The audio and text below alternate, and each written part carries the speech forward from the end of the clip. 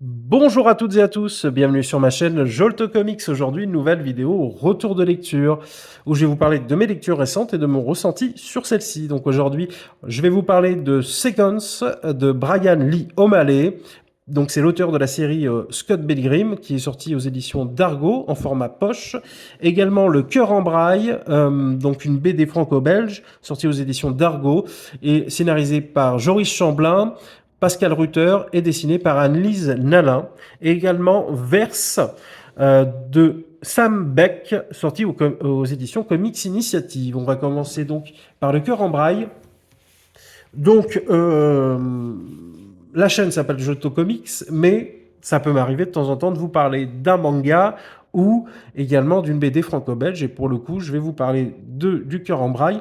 Donc, je me suis procuré cette BD suite à un avis de mon camarade Clément Adé sur Twitter, qui l'avait lu et qui avait partagé son retour et qui avait trouvé ça une lecture vraiment top. Donc, je me suis lancé. Donc à savoir que voilà, le scénario est de Joris Chamblin et les dessins de couleur d'Anne-Lise Nalin, mais c'est tiré d'un roman de Pascal Rutter et c'est également aussi un film. Ça a été adapté en film, donc Le Cœur en Braille, par le réalisateur Michel Boujna. C'est sorti il y a quelques années. Donc, pour le pitch du Cœur en Braille, on est avec deux jeunes personnes qui sont dans un lycée. Un garçon qui s'appelle... euh, toujours ce petit problème avec les prénoms. Alors, il s'appelle comment ce jeune?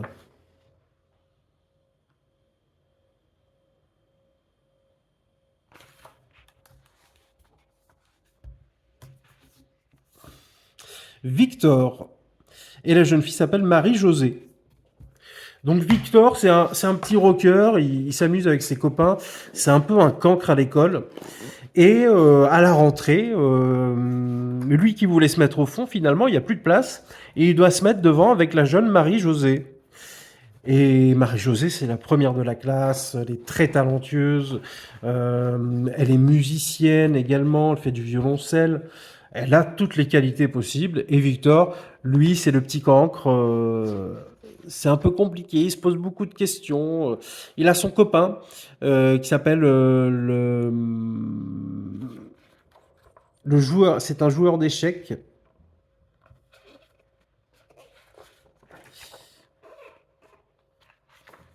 Le voilà. Donc c'est le respectable égyptien, comme il l'appelle. Et donc, il va souvent dans le bureau du CPE, Victor, hein. Mais il a quelque chose d'attachant. Les gens, c'est pas qu'il lui pardonne beaucoup de choses, mais il a une personnalité attachante. Et donc, avec Marie-Josée, la rencontre va se faire. Au départ, ça va être un peu timide, mais c'est normal. Et puis, petit à petit, on va les voir avoir une certaine amitié qui va naître. Lui, Victor, va copier sur les copies de Marie-Josée et va avoir de plus en plus des meilleures notes. Et Marie-Josée ne sera pas contre. Et on va voir que Marie-Josée cache un secret. Elle va en faire part à Victor. Donc elle a un secret qui pourrait mettre ses objectifs qu'elle a, donc c'est de faire un concours de violoncelliste à la fin de l'année scolaire à mal. Et donc elle va demander un coup de main à Victor pour ses cours. Voilà. Je ne vous dis pas ce qui va arriver à Marie-Josée, mais c'est un événement qui va changer sa vie.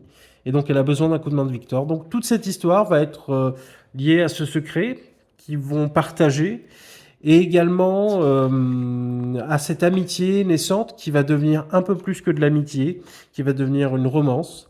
Et également, c'est très adulte dans le propos, même si on pourrait se dire que c'est une BD pour les ados. Il y a des très beaux questionnements. Victor, il est vraiment dans des questionnements existentiels, alors qu'il est tout jeune. Il pense déjà à l'avenir, il pense déjà à énormément de choses. Et voilà, c'est vraiment une super BD, très touchante, avec des dessins ben, que moi je trouve vraiment top. Et c'est vraiment une très belle romance et une très belle histoire, avec beaucoup de résilience. Voilà, donc je ne préfère pas vous dire plus, parce que c'est quelque chose à découvrir. Je vous le recommande. Donc c'est sorti aux éditions d'Argo. Et c'est vraiment une top BD euh, à découvrir. Donc Le cœur en braille aux éditions d'Argo.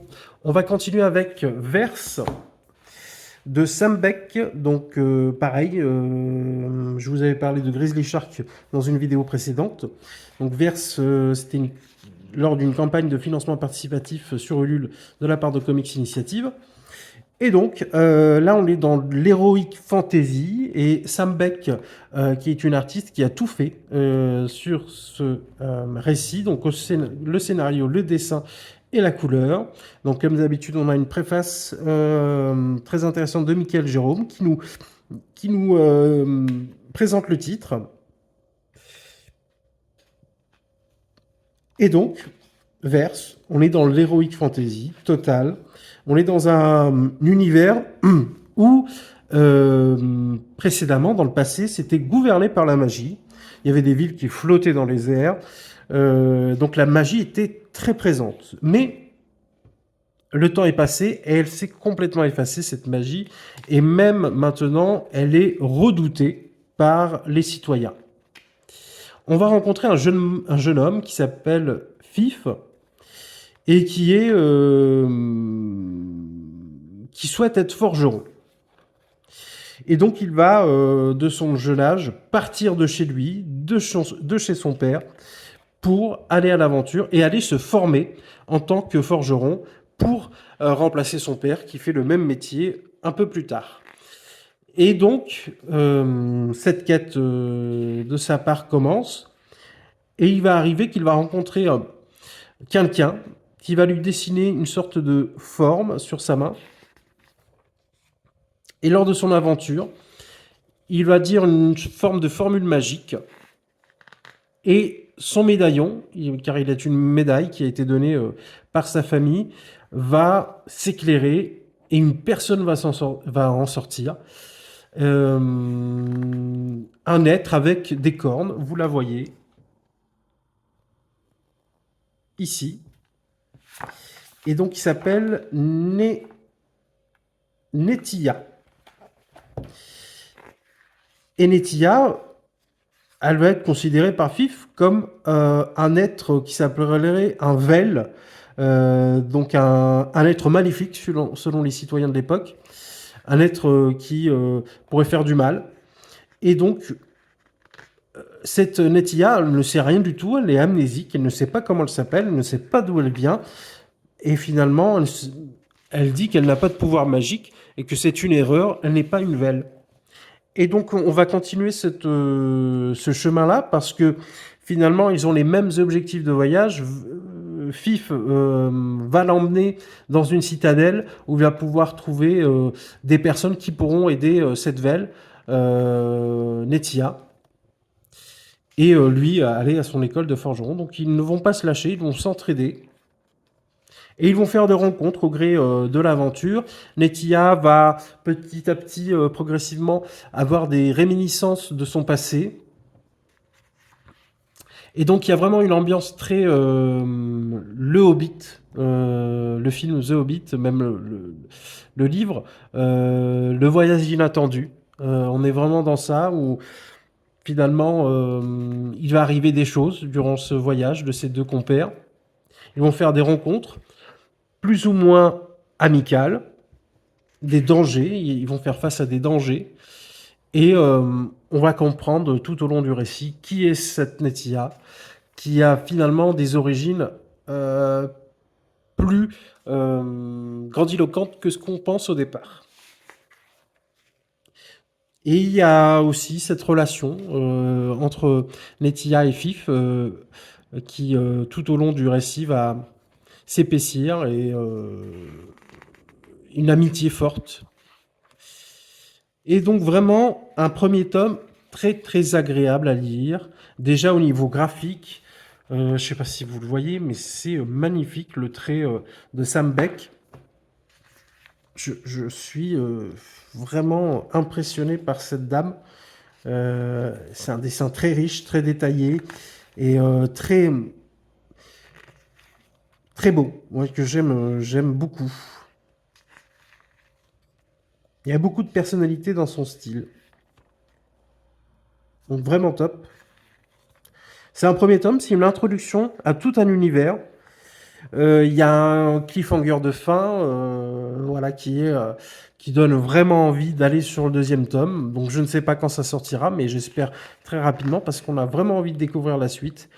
Les enjeux vraiment prennent de l'ampleur et on voit qu'on n'a vu qu'une pointe de l'iceberg avec ce premier tome et on a vraiment envie de découvrir la suite et les aventures de Nethia et Fif et de ses nouveaux compères. Euh, voilà, vraiment une belle découverte de la part de Comics Initiative qui arrive toujours, ben, je me répète, mais à nous dégoter des pépites et franchement, il faut toujours y jeter un œil. Alors vous voyez, il y a même, très intéressant cet ajout, dans le comics, vous allez avoir des dialogues avec un langage qui s'appelle le verse. Et donc, vous avez là, en page de garde, des glyphes, donc un alphabet avec les significations de chaque lettre. A, B, C, D, E. Et donc, vous pouvez vous amuser à retranscrire, à traduire les dialogues que ne vous comprenez pas. Donc, j'en ai fait pour quelques-uns, mais c'est très sympa. C'est un petit ajout très sympathique. Donc, voilà. Vraiment un dessin très sympathique, très agréable. Et donc, c'est du format souple, c'est 18 euros. Donc, j'imagine que vous allez pouvoir le trouver dans vos librairies. On va passer à Seconds de Brian Lee O'Malley, donc l'auteur du best-seller Scott Pilgrim. Donc moi, je ne connaissais pas cet auteur, je n'ai pas lu Scott Pilgrim, mais je me suis laissé tenter par Seconds, qui était en format poche à 9,50 €, il me semble. Et donc Brian Lee O'Malley est au scénario au dessin. Et donc on débute avec deux phrases.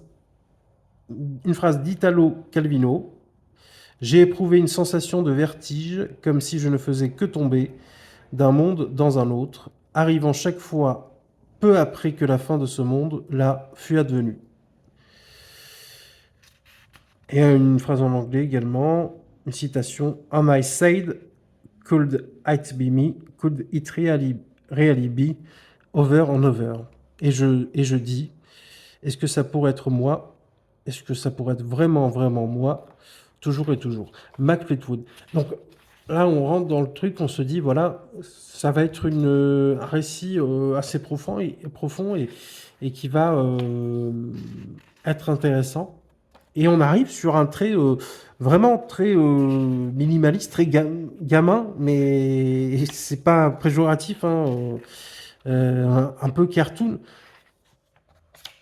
Et que moi j'ai vraiment adoré, le trait de Brian Lee O'Malley. C'est ses gros yeux, il y a un côté un peu manga et c'est tellement. Moi je trouve que on arrive quand même à voir les émotions des personnages quand ils sont tristes, quand ils sont heureux. Bah, c'est le fait aussi d'avoir des gros yeux, ça joue énormément. Et c'est très très beau, c'est très joli. Alors déjà au niveau graphique, j'étais conquis. Et au niveau de l'histoire, bah, écoutez, on va rencontrer une jeune femme qui est une restauratrice. Elle a un restaurant qui s'appelle Le Seconds. Elle s'appelle Cathy. Et donc c'est une chef de cuisine qui est très réputée. Son restaurant est vraiment réputé. Sa cuisine est excellente selon beaucoup de gens. Et elle se met en quête, parce que même si son restaurant fonctionne bien, le Seconds, d'en ouvrir un deuxième qu'elle voudrait appeler Cathy's et qui voudrait, parce elle a la campagne là avec son restaurant, mais qui voudrait aller en ville donc pour son deuxième restaurant. Et donc elle est au restaurant Seconds, mais c'est vraiment est plus considérée comme la chef parce qu'il y a son stagiaire qui a pris sa place, Andrew, et elle est là, mais c'est plus un poids pour l'équipe des restaurants qu'autre chose. Elle n'arrive pas à passer le flambeau. Elle est toujours là, toujours omniprésente. Elle habite même dans le restaurant. Et donc, c'est un peu compliqué pour elle. Les travaux de son second restaurant prennent énormément de temps, beaucoup de retard. Et elle est dans une situation vraiment pas top. Et il se passe un petit drame. C'est l'une des serveuses qui, en voulant ramasser un pot de persil, se fait couler sur ses bras de l'huile très chaude à 250-300 degrés. Donc, elle est brûlée. Donc, Cathy va l'emmener à l'hôpital et va penser que c'est de sa faute, ce qui lui est arrivé à cette serveuse. Et dans sa chambre, lors de son sommeil, il y a un petit être qui va apparaître. Le voici. Donc, qui est sous la forme d'une jeune fille. Et elle va trouver dans le tiroir une boîte avec un champignon et un carnet. Et donc, il va être marqué dessus: une seconde chance vous attend. Notez votre erreur, avalez un champignon, endormez-vous, réveillez-vous et redémarrez à zéro. Donc en gros, elle va avoir un carnet mes erreurs, elle va pouvoir changer les événements et les erreurs qui se sont déroulées. Donc pour la première erreur, elle va vouloir que la fille ne soit pas brûlée. Donc elle va dire: je n'aurais pas dû flirter avec Andrew, faire ça sur son lieu de travail, c'est pas bien, parce que c'est à cause de ça que la fille s'est brûlée. Elle a flirté avec le chef de cuisine. Et donc, on va voir directement que l'erreur a été rectifiée et la fille n'est pas brûlée. Donc elle va chez elle pour vérifier. Et donc elle, c'est une énorme révélation. Elle va pouvoir, dans sa tête, elle se dit que toutes les erreurs qu'elle a effectuées, elle va pouvoir les régler et avoir une vie paisible, normale. Et donc on va voir sa relation avec son ex, qui s'appelle Max, qu'elle va vouloir modifier, et différents événements de sa vie, mais finalement ça va être un puits sans fond. Elle va toujours vouloir régler ses erreurs, mais finalement, est-ce que c'est pour le bien? Est-ce que c'est pour le mal? Quelles sont les conséquences de vouloir tout changer de ses erreurs dans sa vie? On va voir ça tout au long du récit, et c'est vraiment très profond, très intéressant. Parce que le questionnement va être est-ce qu'on doit modifier le passé? Est-ce que les erreurs ne font pas partie de notre chemin de vie? Est-ce qu'ils ne sont pas utiles pour nous? Donc c'est des histoires de regrets.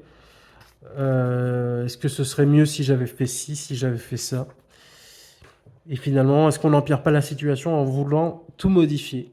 Donc vraiment, super, super récit. On est sur 320 pages et ça passe à une vitesse, on lit ça, on dévore ça. Et puis regardez au niveau graphique, les plats, c'est superbement bien dessiné, ça donne envie, ça donne envie de manger. Donc vraiment, je vous fais un petit zoom.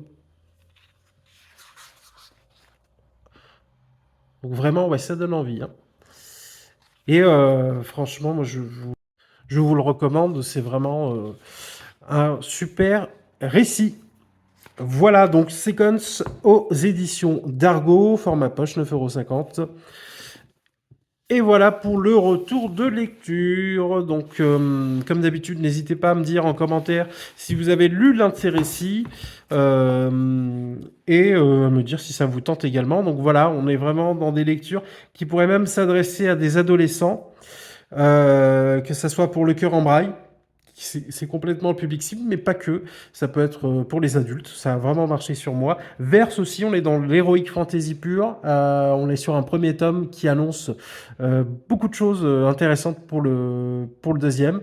Et Sequence, qui est, je pense, un classique du comics de Brian Lee O'Malley, qui est vraiment très, très talentueux. Et ça donne très envie de découvrir son Scott Pilgrim. Voilà pour ce retour de lecture. On se voit très bientôt pour une nouvelle vidéo. Salut!